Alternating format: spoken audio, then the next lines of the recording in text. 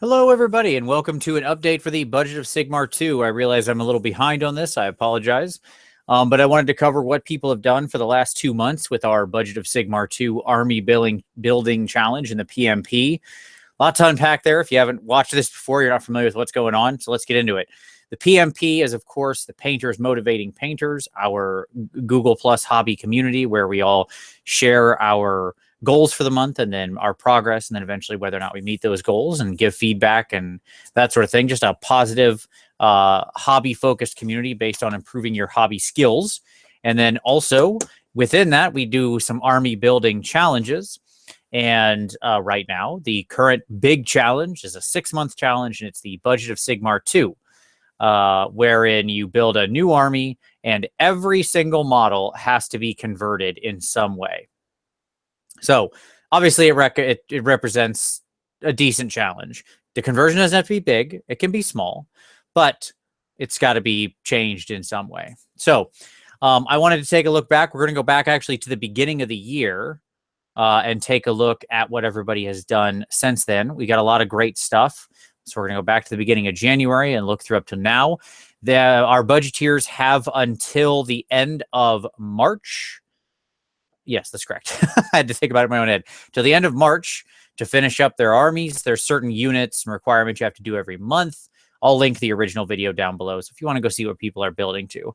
We've got a little more than a month left. And so I thought we'd take a look and see how everything's progressing. So let's check it out. All right. So I'm going to go ahead and share up here. We'll go back to the beginning of the year. Oh, there we go. Okay. So back at the beginning of the year, we'll start with myself. I'm doing an army of all giants, though I'll openly admit I'm well behind because Zinch distracted me, but these were my 2 giants for that month. I'm doing a D&D style giants episode, and I want to make some new war scrolls for them. So this was my fire giant and my my big bone crusher hill giant. So I thought these guys were fun. Really, these were an excuse to mess with oil paints. Both of these use oil paints in some degree. I did a video for the lava base here on, as part of hobby cheating. So these guys were really fun. I really like this fire giant. I think he's a pretty coul fig.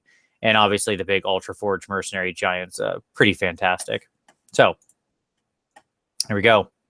All right, Jacob Crivello, who's been doing his sort of sea-themed Empire army. He's got basically a mix of sort of dark elf sea parts and stuff like that. So here we can take a look at his at this wonderful thing. Like, look at this. We've got obviously some Dark Eldar bits in here. Obviously the Coven Throne Mortis Engine pieces down here. The Wraith. That's just fantastic. Some of the obviously clearly work in progress, but it's looking really, really good so far. This is going to be his Celestial Hurricanum. And if this ends up anywhere near where the rest of his stuff has gone, like his great swords and things all look fantastic. He's got this wonderful, wonderful sort of theme that really rides through the army. I can't wait to see how that looks. Let's keep going. David Griffin with his December. This is actually posted for December. I saw these guys, not personally, but in action over Twitter at Holy Wars with his Blood Knights conversions with the big wolves. Super cool. David's been using the basing stamps from Green Stuff World. I love the combination of the vampire riders and the big wolves. I think these are fantastic Blood Knights. Yeah, really, really good. So I look forward to seeing more of David's stuff. I saw a lot of it in action shared through Twitter and in the battles, and it was looking absolutely great on the tabletop. So Omri's doing his Clockwork Stormcast. They're heated from the inside. This is one of his work in progress, but I actually want to skip that. And we'll take a look up here real quick because this was his finished Lord Relictor on the big hero base.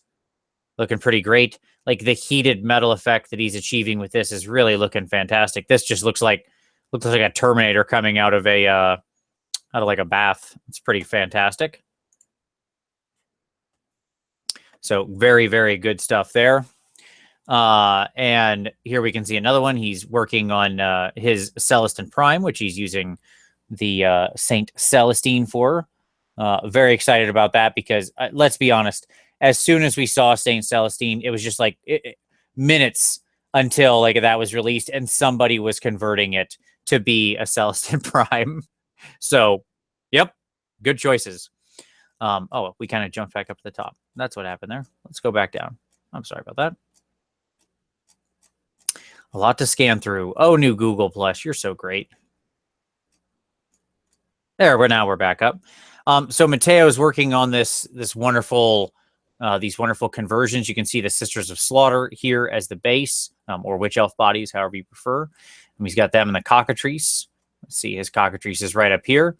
Wonderful green stuff work Mateo is doing with this weird, sort of very like, almost like AOS 28 kind of vibe to it before that was really even a thing. And it's really got this like otherworldly sort of creepiness to it. And he's got good basing. The models just look great. Along a similar vein, but in a much different style, we've got Emil, who's doing his stuff based on sort of the Witcher 3 creatures, like the Leshrac or whatever. And so here you can see them. We'll take a look real quick there. You can see how he's green stuffing all these, I guess, deer skulls or whatever. Very awesome stuff. Like there's so much green stuff work going into all these. And I know he has this unit, the Stream Man especially, finished later. So we'll get to see that as we go through this video, and very, very excited. This came out absolutely fantastic. Just changing these like dryads and the treeman stuff to have these sort of weird skull heads completely changes the feel of the unit. It's really, really looking good. Caleb is working on some Empire. So here we can, or well, some Order, I should say, whatever you want to say. Here we can see his Phoenix and the Rider. So he's got the Kingdom Death model on top of a Phoenix. You can tell lighting when it has a different effect on photos. So here's one of the questions I'll ask. How close were you washing something to this? Because it looks like you can see the sprinkles of wash across it. I don't know if that's what you were going for or not. It's interesting. If that's what you were, then because you're trying to have like cinders or something, that's cool. One thing I would say with this, Caleb, is I'd love to see the blend smoothed just a little bit here in between these various color stripes. Like that is a really hard line between that red and orange. Like I like the combination. I think it's a really cool conversion to be writing that. We need to get some good lighting. And here's his blue blades for his Empire guys. His halberdiers. Yeah, good stuff. Go back. There we go. We're back at the top again. How wonderful. How wonderful. You can kind of see some of the stuff we're going to get to look at. Okay. So let's keep going, and we'll keep looking at some more people's stuff here. Here's a little update on Jacobs. You can see it moving along as he progresses it there through painting. I'm not going to look too much at work in progress. I'm going to go more for the stuff where I know it's final, because we'll get to see some good stuff here. John, of course, had his Doomfire Warlocks. Very crazy conversion full of lots of stuff using like the cold ones. And you can see like lots of different figures here all throughout, including some TGG2 stuff. So very bright and colorful. Peel Tag isn't going to be able to finish up his army. But this is what he gives, and that's what we said at the beginning. One of the fun parts about these challenges is not necessarily that you even get to the end of the line. Sometimes just, you know, even if you don't complete all 6 months, what's the worst that happens? You get some great figs. So again, we can see some wonderful conversions here on the Tree Man, making him look much more alien and scary with those different wings. It's fantastic. Little Gaunt Summoner in progress. Looking really good there, bud. I assume Zinch might have distracted him some too. It happens to the best of us. I want to take a moment to highlight Bethany Graham here, who's doing this wonderful like Halloween themed army. This is still a little work in progress shot, but you can see the Terrorgeist with the big pumpkin head, the pumpkin-headed Ghoul King, the little Crypt Horrors holding their own pumpkin heads. You get the idea here, right? It's a pumpkin theme. Just pretty fantastic. And you can see all the big works in progress back here. All I can hear in my head is Pumpkinhead's going to get you.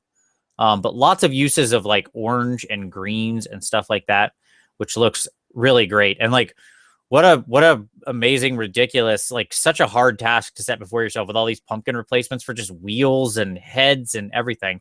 You're just knocking it out of the park. I mean, they look like they're part of the model. She really did a great job. Some more work in progress from Caleb getting his stuff done. We'll see more of that a little later. We can see Omri's Celestin Prime coming along as well. I know we've got that guy finished up. I don't know 46 with the Slayer Saurus here. Love this guy. I love figs that, you know, like, look, I have no problem with this saying Slayer. Fantastic. Works for me. This guy's a Slayer. I buy it. Looking very cool. He did a bunch of conversions with different lizardmen and stuff, so we're going to see that kind of throughout, but that's looking really great. So many wonderful and like really inspiring conversions. That's what it boils down to. When I look at all this stuff, I just think like I want to steal that and I want to steal that. The Undead Pirate Budget of Sigmar challenge continues here. We can see more Huracanum work. Really coming along there. Just a crazy combination of things. Pretty fantastic. Oh, hello. All right. Google Plus is great. Almost there. There we go. Okay. All right. So here we can see a bunch of, if we look in here, this is a bunch of, I don't know, 46's army coming together. And that's exactly my point. With something like this, he's got a nice playable force. This is halfway through the challenge, or a little more than. And he's got a beautiful converted army ready to go. You know, is it a full, like, many thousands of points? No. But as he says here, he got up to 1,080 points at this already. That's playable. He can get some good games on. So even if he never finished, who cares? Worst case, you got some fun, awesome converted painted models. And one of my big things with this, with having the model conversions, I want to take a moment here to highlight his Ripper Dipper Dactyls as I'm talking about this. One of the great benefits to this and to challenging yourself to do these conversions, and one of the great rewards of this is that in the end, you know, what gets put out, the models are great. GW makes amazing models. Many of these companies make amazing models. And when you paint them and you paint them well, that's rewarding. But I think that when you customize them and take the time to really invest and orient your army around a theme, and that's another part of this challenge, that you've got to have a narrative to your army, I think it really does help to make it your own. I think when you get those figs converted, like when he's done with these Ripper Dipper Doos and these amazing bases that he built from scratch, like making some molds and casting some stuff and making these guys just look so unique and different and yours. And they're just gorgeous, right? So cool. Like these guys just stand out across the table. And it's something that you now have that model to be proud of forever. So I think that that's really something pretty awesome. And that's one of the big reasons I wanted to do this challenge. It is a lot of work. And so, you know, to all the budgeteers, absolute, you know, of nothing but respect, because I know this isn't easy stuff. Take a look at Caleb's Gun Knights here. Take a look at both units. Got his nice Pistol Knights converted up with some different helms, different heads, looking a little more ragged. Love to see the Bretonian helms working in here. This is one of my favorite helms right here, too. I use this all over the place. I don't even think it's actually supposed to be on the head. I think it's supposed to be their belt helm out of the Knights of the Realm kit, but whatever. I love it. And it looks like, if you look at it, it just looks so classic. Here it is in sort of close up. It looks like such that classic steamer helm of a knight or whatever. Yeah, that's awesome. I love the blue guns, blue steel. It's awesome. I say awesome a lot when I'm reviewing these, but that's because everything really is awesome. And I just get blown away looking at all this great stuff. All right. Omri with some more progress. We'll see his Dracoth here some more. Caleb's, this is his steam tank. I think he's got a finished of it up here. Yeah, it's his work in progress. You can see a couple here. We'll get to the done one here in just a moment. So let's see. We'll come back. David with his Vampire Lord on Zombie Dragon. Let's take a look at this guy. Got the big different vampire perched differently. Looking so good. Like his color scheme, that green and purple. I mean, that, you want to talk about popping. I could tell the table David was playing on at Holy Wars from across the room because it just stands out. He's got this like nuclear green color scheme that's just so striking. I love it. And it just looks so, it has this ethereal sort of vibe to it. Ryan Easterling has been doing his crunch here. He's doing this sort of yellowish Nurgle combined Chaos Force. He's got some, the Cetan in there as a monster as well, but he's got his big Glocken done. The wonderful Screamers with legs, which are so disturbing on a deep level when you give these weird monsters legs. But yeah, like Ryan's force is really coming together, and you don't see a lot of people use yellow as like a primary paint color across the whole thing, and I think it really does make it stand out. Here's Stu's finished up Maw Crusher boss. Obviously, Stu is doing the Nurgly orcs, some orcs who ran afoul of Papa Nurgle. So let's take a look at how that came out. All these orcs are like rusted out. He's got the head. Yeah, there you go. Looking fantastic. Let's go back here. He's got the head of the one of the alternate heads of the Mutalith Vortex Beast or Slaughter Brute. I think it's actually one of the Slaughter Brute heads, but it's off that body. Obviously using the big wings from one of the vampire-ish kits. I don't remember which one. Vargalakageist. Doesn't matter. You know what I'm saying. One of those. Look, I can't know every kid ever. But awesome, Stu. Man, I like this Nurgle Force is sweet. His unit of brutes originally won the best conversion last year in the Warhammer YouTuber Awards, so well deserved. Mateo with his incredible finish. We looked at those earlier. I talked about how creepy they are. Like, this is so AOS 28. Like, just look at this. Look at the girl in the chest.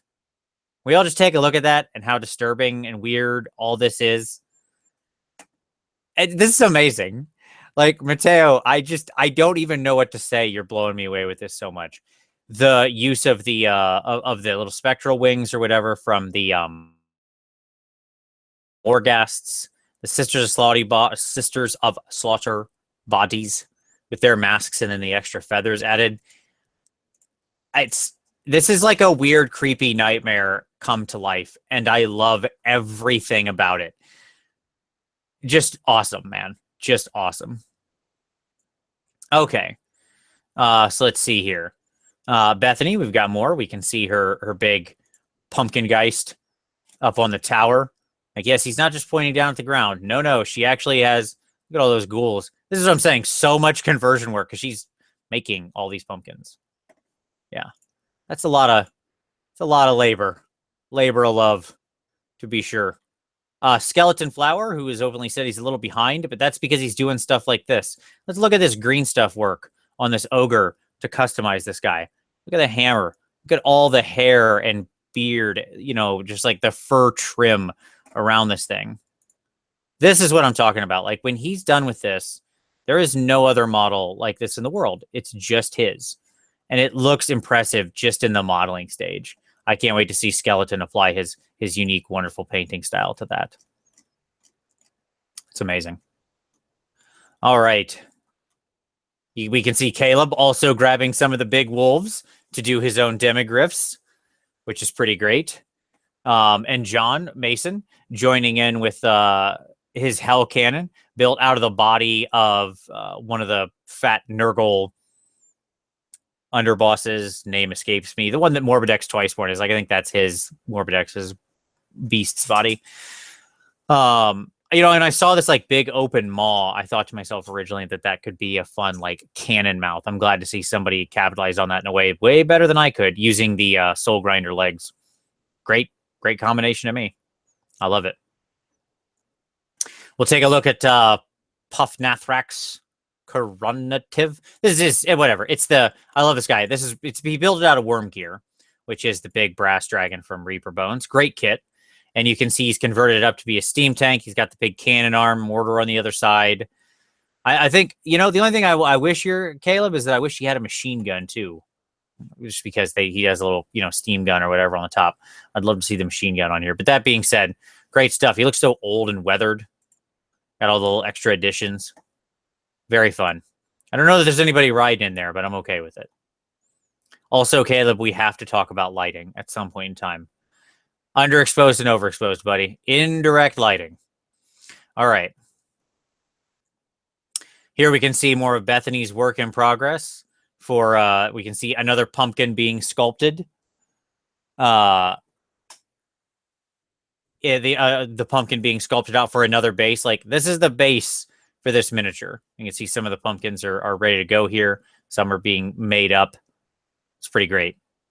I saw a question in the comments that was, familiar with Google Plus and can you join and find the PMP? Don't worry, I'll have a link for the PMP down in the description after the video, or once the video gets posted. So if you're interested in joining us for any future projects, we do army building challenges or unit building challenges. We do these hobby challenges several times a year.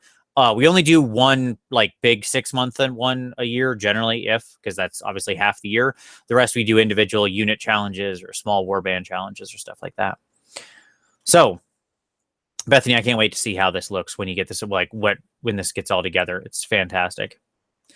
And as I promised, here's Emil's finished built-up unit. We can see that Omri has 2 ready to go here between the Celestine Prime. God, I'm so jealous of this Lord Celestine as the Prime, or Saint Celestine, sorry. And Inquisitor Greyfax as his Lord Veritant or whatever. Just, those are going to be cool, man. I can't wait to see those with his style applied, because I thought we had an actual finish, but he's still working along. But yes, you can see the heat, sort of the heat map coming into being on this. This is how he does. He builds the colors up so slowly off of this black and uses a lot of the very dark colors to contrast against the heat, which Omri, I think, is still looking really good. You can see he has gears and stuff, down in here, down under the chest. Like they're sort of clockwork Stormcast is the concept, and their gears are hot underneath. It's very Hellboy 2, which I dig. So let's take a look at Emil's finished unit, which I think is, you can see what I'm saying with just by changing it with these big skull heads. Like, those just feel so different. Absolutely wonderful. He's got some of the arms from like the Sprite Revenants, no R in there, Spite Revenants. On their hands as well, which I think looks great. Even some of the swords mixed in from the Tree Revenants. I love the way that everything he's done about this force. He's got a whole bunch of these dryads converted with these heads. It's a labor of love, and complete props for it, Emil. I'll tell you what, we are approaching the finish line here with this last month. That brings us up to the current time. And I, for one, am very excited to see all these forces together. I think it's when you see all these converted armies, it's just going to be absolutely amazing and fantastic to see the unique thing that everyone has built. And of course, at the end of the Budget of Sigmar, everybody who did finish, all our budgeteers who met the requirements, will we're going to post up finished army picks for everybody. And we'll have a bunch of, we'll have a little voting, a little poll, a little bunch of voting, and we'll have everybody vote on a bunch of different categories, and we'll pick some winners and some fun categories for all the hard work that our budgeteers have done over the last 6 months. So I'm just scrolling back through here, make sure I didn't miss anything, since Google Plus is annoying and kept bouncing me back and forth. I just don't want to, see, like I missed Jacob there, and I didn't mention that. Here's his Free Guild Pistoliers. Let's take a look. This really captures his sort of undead pirates theme. You can see how he's got them mixed in with the Hex Wraith, or Black Knight mounts, sorry. And adds these like other elements to them. It's great. Make sure I didn't miss anybody else.